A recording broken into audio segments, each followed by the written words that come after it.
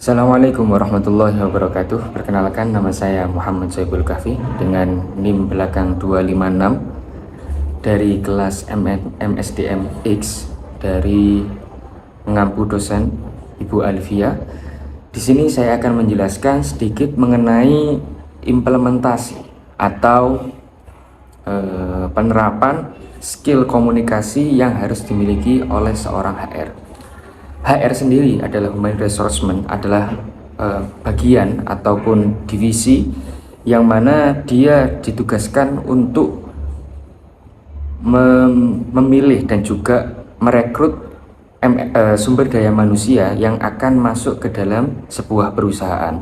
Maka seorang HR atau biasa kita sebut HRD atau dalam suatu perusahaan, dia bertugas sangatlah penting di suatu perusahaan. Mengapa? Karena dalam suatu perusahaan ketika ingin memberikan jabatan ataupun memasukkan karyawan-karyawan baru, maka HR ini bertugas untuk menyortir karyawan-karyawan ataupun orang-orang yang akan nantinya mengisi divisi-divisi yang ada dalam suatu perusahaan itu dengan baik.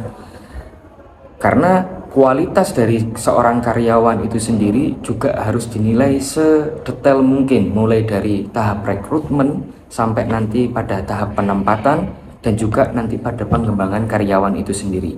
Maka salah satu skill yang harus dimiliki dari banyaknya skill, mulai dari kepemimpinan, kemudian dari komunikasi, terus problem solving dan lain sebagainya, yaitu adalah salah satu skill yang wajib dimiliki oleh seorang HR adalah skill komunikasi. Mengapa komunikasi ini menjadi saya angkat pada video kali ini? Karena menurut saya skill komunikasi itu sendiri merupakan skill yang bisa mencakup ke semua skill-skill lainnya. Contoh, dalam kepemimpinan, pasti dalam kepemimpinan itu sendiri juga seorang HR pasti juga harus mempunyai skill komunikasi. Dalam kepemimpinan juga ada komunikasi antar pimpinan dan juga bawahan, antara ketua dan juga anak buahnya. Terus kemudian ada skill problem solving dalam menyelesaikan masalah, ya juga harus juga mencakup komunikasi yang baik juga. Bagaimana ketika ada problem di bawah ataupun di atas, maka seorang HR itu harus juga bisa mengkomunikasikan antara pihak yang bersangkutan. Ataupun dalam skill bernegosiasi, maka dalam skill negosiasi pun juga sama. Seorang HR juga harus bisa bernegosiasi dengan baik. Bahkan mulai dari rekrutmen, ketika hendak merekrut seorang karyawan, maka dia juga harus berkomunikasi dengan baik, negosiasi dengan baik. Ketika ada karyawan yang ingin menaikkan gajinya ataupun meminta gaji yang lebih, maka juga skill dari HR itu komunikasi ketika bernegosiasi juga harus baik juga.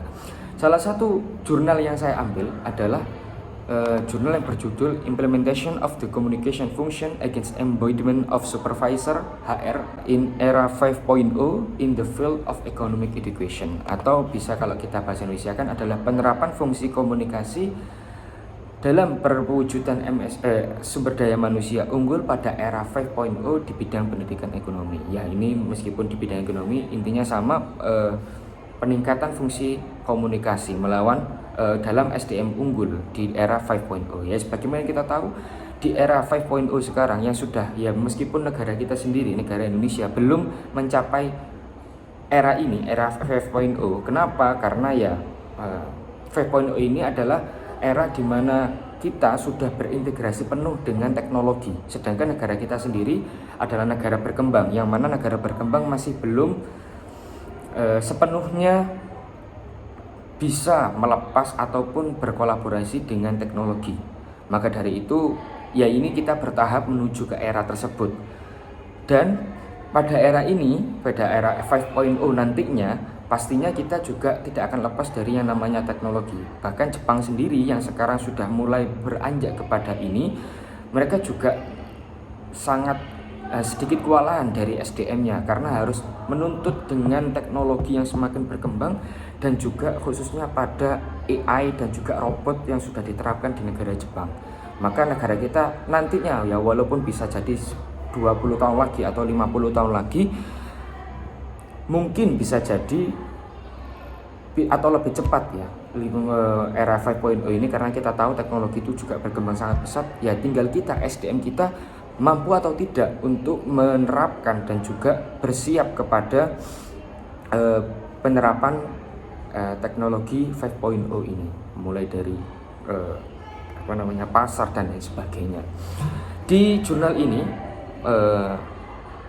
yang bisa saya tangkap adalah jurnal ini membahas mengenai bagaimana persiapan dari sumber daya manusia itu sendiri ketika menghadapi industri 5.0, yang mana pada jurnal ini juga diberatkan kepada bagaimana komunikasi seseorang itu harus berkembang di industri 5.0 nantinya. Seperti kemampuan intelektual yang harus ditingkatkan dan juga kemampuan fisik yang juga harus ditingkatkan juga. Contoh kemampuan intelektual yang harus juga ditingkatkan seperti pada kecerdasan numeriknya, kemudian pemahaman lisan, kemudian penalaran induktif deduktif pada setiap permasalahan, dan juga kemampuan fisik, yaitu ya kita tidak bisa memungkiri namanya orang bekerja, manusia selama dia bekerja maka masih ada batasannya, tidak seperti robot yang hanya bisa ditinggal kalaupun dia rusak tinggal diganti komponennya, apabila ada problem tinggal dibenarkan kepada teknisinya. Sedangkan manusia tidak, manusia juga masih ada batasan fisiknya, maka stamina dalam seseorang itu juga penting ketika dalam bekerja ataupun dalam beradaptasi ketika di lingkungan bekerjanya. Dan setiap orang juga berbeda-beda. Akan tetapi komunikasi itu juga menjadi simbol keberhasilan terwujudnya sumber daya manusia unggul dalam suatu perusahaan itu sendiri. Apabila perusahaan itu baik ataupun perusahaan itu berkembang, maka SDM yang di dalamnya juga harus berkembang juga. Tidak mungkin sebuah perusahaan itu mau maju, apalagi masuk ke dunia 5.0 atau era 5.0, sedangkan SDM-nya tidak mumpuni ke arah sana. Maka integrasi program yang dicanangkan suatu perusahaan atau mungkin mulai dari lembaga pendidikan itu sudah mulai disiapkan mulai sekarang, khususnya ya mungkin kalau di SMK khususnya ataupun SMA mungkin beberapa ya, itu sudah disiapkan. Kalau nantinya ataupun di sebuah universitas apabila nantinya hendak ingin masuk ke sebuah ranah era 5.0, hendaknya bersiap untuk menyiapkan program-program yang mana para pelajar ataupun mahasiswa itu siap nantinya ketika masuk ke dunia bekerja baik itu di perusahaan ataupun di usaha lainnya yang sudah berintegrasi dengan industri 5.0. Lantas salah satu juga yang harus dimiliki seorang HRD atau HR ketika masuk ke skill komunikasi adalah manajemen kinerja. Dalam manajemen kinerja khususnya yang pertama adalah rekrutmen. Nah, jadi di rekrutmen sendiri seorang HR itu harus memiliki skill komunikasi yang baik. Mengapa? Karena agar bisa mengulik dan juga mencari tahu background dari seorang karyawan itu kira-kira dia mampu atau tidak, cocok atau tidak ketika masuk ke bidang yang memang dibutuhkan pada rekrutmen tersebut. Ataupun juga bisa mengulik bakat ataupun kelebihan dan kekurangan yang dimiliki seorang calon karyawan. Yang kedua adalah ketika pelatihan dan pengembangan dari karyawan. Apabila sudah rekrutmen dan karyawan itu masuk, maka seorang HR harus mengetahui kira-kira dari karyawan A, karyawan B, karyawan C, dari divisi A, divisi B, divisi C ini kira-kira ingin dikembangkan ke arah mana, ingin dilatih ke arah mana, kira-kira skill apa yang dibutuhkan pada divisi tersebut. Maka seorang HR harus mampu berkomunikasi dengan anggota-anggota setiap divisi atau kepala-kepala di setiap divisi tersebut, mengkomunikasikan bagaimana kira-kira saya di divisi ini kira-kira kurang ingin melatih skill apa, dan pasti setiap divisi itu berbeda-beda. Terus kemudian skill komunikasi itu juga sangat penting ketika komunikasi antara pihak atasan dan juga bawahan, karena HR ini juga menjadi kunci para supervisor ketika memberikan suatu kebijakan yang menyangkut terhadap karyawan-karyawannya. Mengapa itu harus penting? Mengapa itu penting? Karena juga ketika ada keluhan, ketika ada problem di bawah, ya pasti konsultasinya dikembalikannya kepada HR. Seorang HR juga harus memiliki skill untuk bisa mengkomunikasikan mengenai problem-problem yang ada di dia karyawan dan juga disampaikan kepada atasan atau baik itu direktur atau supervisor yang bisa memberikan kebijakan ataupun memberikan keputusan. Maka dari itu seorang HR juga harus melatih dirinya khususnya dalam keterampilan komunikasi baik secara presentasi ataupun negosiasi ataupun menjadi pendengar yang baik. Itu sangat penting bagi seorang HR.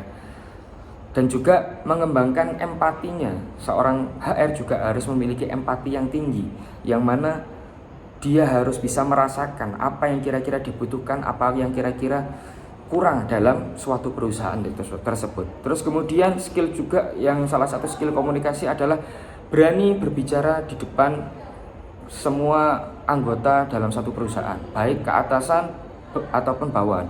Jadi seorang HR bukan hanya berani ngomong atau menyampaikan terhadap karyawan saja, tapi juga dia harus berani mempresentasikan di atasannya, supervisor ataupun direktur. Dan juga harus memberikan evaluasi ataupun umpan balik di setiap rapat ataupun diskusi yang diikuti oleh para supervisor dan kemudian disampaikan kepada para karyawan yang bersangkutan. Dan yang terakhir adalah salah satu skill yang wajib dimiliki oleh seorang HR dalam urusan komunikasi, sebagaimana yang tadi saya kutip dari pengembangan di era 5.0, maka seorang HR di zaman sekarang harus memiliki skill teknologi komunikasi yang bagus juga. Ibaratnya nggak boleh gaptek terhadap teknologi. Seorang HR harus menyesuaikan apa kata klien. Klien ingin berkomunikasi lewat media apa, seorang HR juga harus bisa menyamai kemampuan dalam media itu juga. Dan juga teknologi-teknologi yang lainnya, khususnya dalam media komunikasi. Karena seorang HR tidak akan lepas dari skill komunikasi. Maka seorang HR harus mempunyai skill komunikasi yang baik dalam negosiasi, dalam problem solving, ataupun dalam kepemimpinannya. Makanya skill komunikasi adalah skill yang sangat penting bagi seorang HR, baik di sebuah usaha, perusahaan besar ataupun perusahaan kecil. Skill komunikasi menjadi skill yang sangat penting. Mungkin itu saja dari saya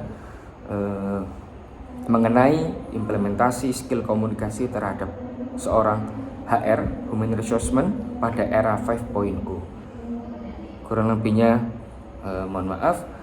Wassalamualaikum warahmatullahi wabarakatuh.